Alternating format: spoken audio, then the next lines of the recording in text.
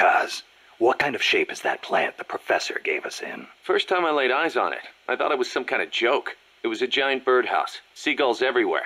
We eventually scraped off most of the rust and bird crap. The underlying structure's intact. Little elbow grease, and we should be in business. Who used to own it anyway? Whatever shape it's in now, somebody sank some serious money into building it. From what I can tell, an American university built it as a research platform for ocean thermal energy conversion. The name's still on some of the rusty old power turbines. I'm guessing they must have had government and corporate assistance to build it too. But they couldn't solve the thermal efficiency problem, and the project was canceled. Then after the university abandoned it, a KGB front company scooped it up for next to nothing.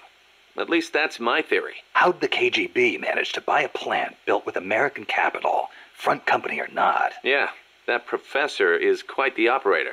One other thing. The plant's set up so that it can join up with other plants of the same standard. So, they were originally planning on expanding the place, huh? Hey, let's give it a shot. We can get some more people together and build this place up into a proper home for MSF. You're with me on this, right, boss? Snake, you can use the Fulton surface-to-air recovery system to send prisoners and unconscious mercenaries you encounter back to Mother Base. I know you've used the Fulton before, but just to make sure I'm not missing anything, let's review the steps. Okay. First, attach a balloon to the unconscious enemy or captured prisoner. Right. I hook a wire to their waist, and on the other end of the wire, there's a helium balloon. Right. Then we'll send over a chopper to catch the floating balloon with its recovery hook and reel it up into its cargo hold. And that's it? And that's it. We finished installing the recovery hook on the Huey. Wait, Kaz. Something doesn't make sense about this whole process.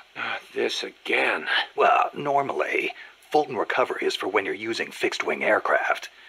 With a helicopter, isn't it simpler to land and pick up directly? Listen, Snake. You're going to be calling for recoveries repeatedly throughout your mission. We want to keep the risk of taking enemy fire to a minimum. The best way to get that done is to do the recovery in a high-speed flyby. That's what the Fulton surface-to-air recovery system is for. Uh-huh. What's the real reason? Helicopters are cheaper, and the repair bills will start adding up once the bullets start flying. I thought so. Kaz, I know we need to keep costs down, but... Boss, you really need to get rid of this whole army mentality. We're not the Pentagon. We don't have billions of taxpayer dollars to play with. And besides... Fine. Just pick a reason that makes sense. Helicopters have quicker response time. Sounds strange, yeah, but it works great. I promise.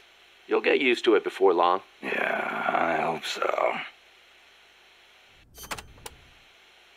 Still can't believe Professor Galvez was KGB. Well, like the professor said, Moscow's hell-bent on communizing Latin America. Yeah, the Cuban intel services are all in the KGB's pocket. You don't think he's got some kind of ulterior motive? If the CIA is up to something, it's only natural that the KGB wants to know about it. But I doubt they're showing us their full hand. We'd better watch our backs.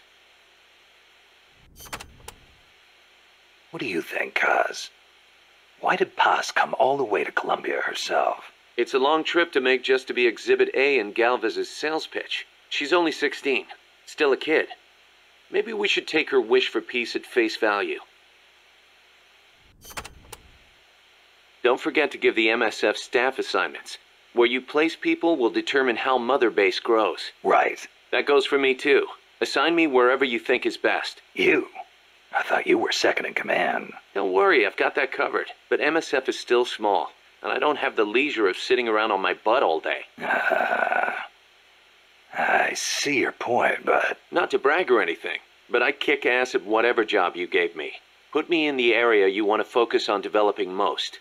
I'll take real good care of the staff there. Easy, Kaz. Snake, you familiar with the Japanese word kotodama? Kotodama. Unfortunately, there's no direct equivalent in English. But to keep it simple, let's call it a sort of battle cry. Battle cry, huh? Right. But kotodama is actually a deep Japanese concept. Koto means word, and dama means spirit. It signifies that words have power that affect our reality. Are you feeling okay? I guess I made it sound kind of like mumbo-jumbo, huh? Seriously, though, haven't you ever felt energized when a teammate cheered you on? Or the other way around? Ever had your legs cut out from under you by a thoughtless remark? Yeah, I know the feeling. Words can have a powerful mental effect on people. Same goes for co-op's comms. Offering praise to somebody could make them run faster than usual. Or make somebody who thinks they're done for get up and fight again. See what I'm saying? I get the picture. So it works in reverse, too.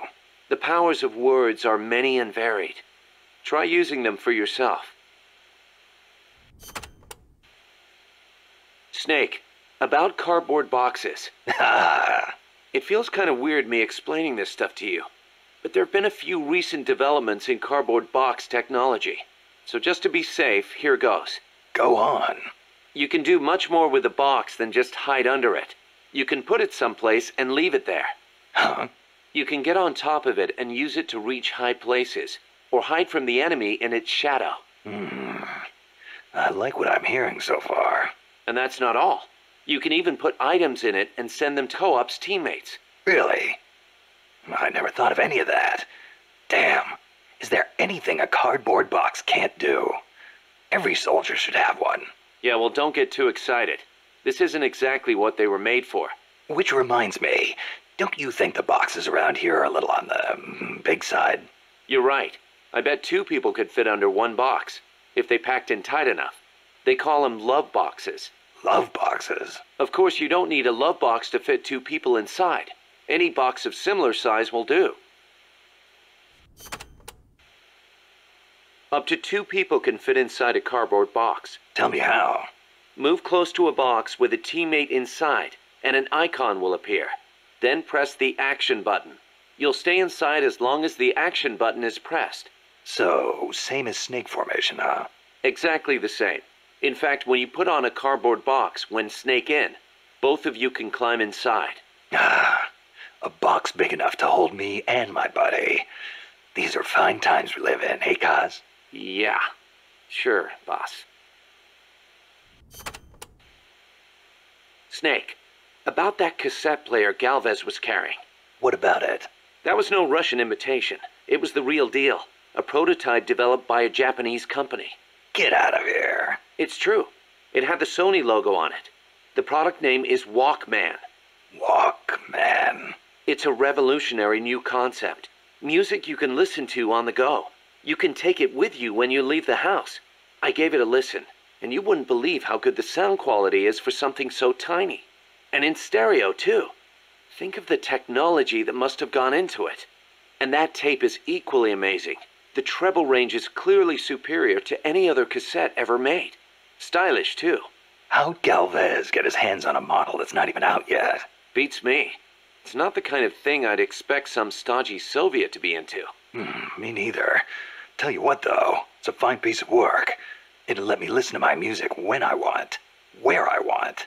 I never thought I'd hear you say that, but I have to agree. Me? I'm a recording freak, and I always used to laugh at the idea of a portable player. But now that I've seen it in action, I've changed my mind. Being able to take your music with you, this could be the start of a revolution in music. Could be. I'm having the guys at Mother Base study and analyze it. Who knows? They might be able to come up with something even better. Costa Rica means rich coast in Spanish. Is it true that Columbus was the one who came up with the name? Your guess is as good as mine. But it is true that Columbus landed his ships near Limon back in the age of exploration. He wrote in his diary that when he landed, the indigenous showered him with gifts of gold. Hence the name. It sounds a little strange to me. There's no way they could find that much gold in Costa Rica. Columbus originally set sail in search of the legendary land of gold. Maybe he was just nuts about this stuff. Costa Rica is rich enough without it. Look at the forests and the animals and the peace-loving people. That is what I want to protect. I know how you feel. Democracy took root in Costa Rica before anywhere else in Central America. Sure, we had coup and dictators and all, but never a total meltdown. That is, until 26 years ago. The Civil War. Yeah. I I understand you lost your grandparents. It started with a dispute over alleged fraud in the presidential election.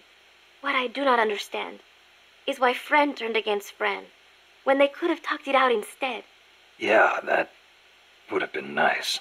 Even today, some buildings still have bullet holes from the Civil War.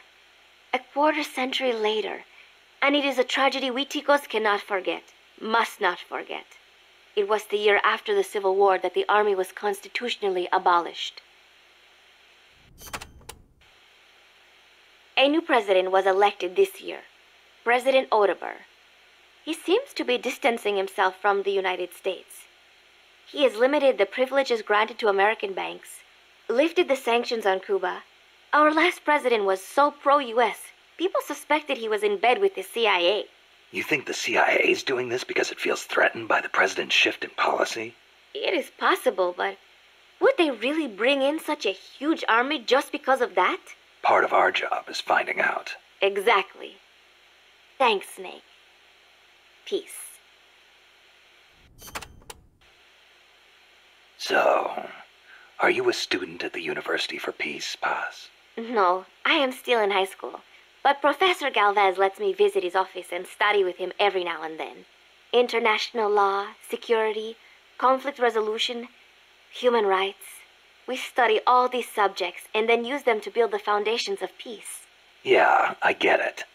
I just never heard the UN had a University for Peace before. Oh, that.